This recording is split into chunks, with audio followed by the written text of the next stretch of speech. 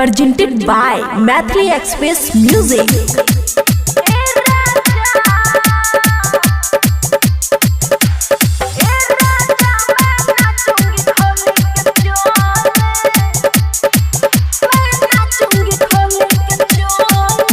खुशी recording studio Baluaha.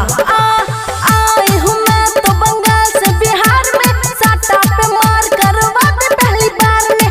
आई हूँ मैं तो बंगाल से बिहार में, साटा पे मार करवा दे पहली बार में।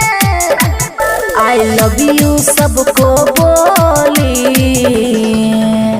ए राजा मैं नाचूंगी खोली के चोले। ए राजा मैं नाचूंगी खोली के चोले। आई हूँ मैं तो बंगाल से बिहार में, साटा पे मार करवा दे पहली बार में। आई लव यू सबको बोली। ए राजा मैं नाचूंगी खोली के चोले। ए राजा मैं नाचूंगी खोली के चोले। DJ good Madhubani, DJ good Madhubani. ए राजा मैं नाचूंगी खोली के चोले। मैं नाचूंगी खोली के चोले। कच्ची कली हूँ मैं रस से भरी हूँ, जो देगा कैसो है साटी जरी हूँ। कच्ची कली हूँ मैं रस से भरी हूँ, जो देगा कैसो है साटी जरी हूँ।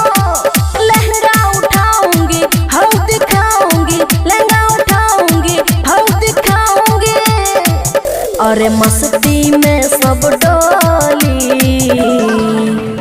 ए राजा मैं नाचूंगी खोली के चोले। ए राजा मैं नाचूंगी खोली के चोले। DJ good Madhubani, DJ good Madhubani. ए राजा मैं नाचूंगी खोली के चोले। मैं नाचूंगी खोली के चोले।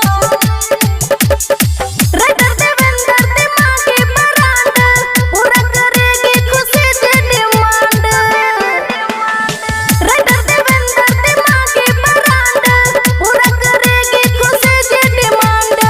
अमन आके बात है बाकी, अमन आके बात है बाकी। डीजे वाला आके डोले। ए राजा मैं नाचूंगी खोली के चोले। ए राजा मैं नाचूंगी खोली के चोले।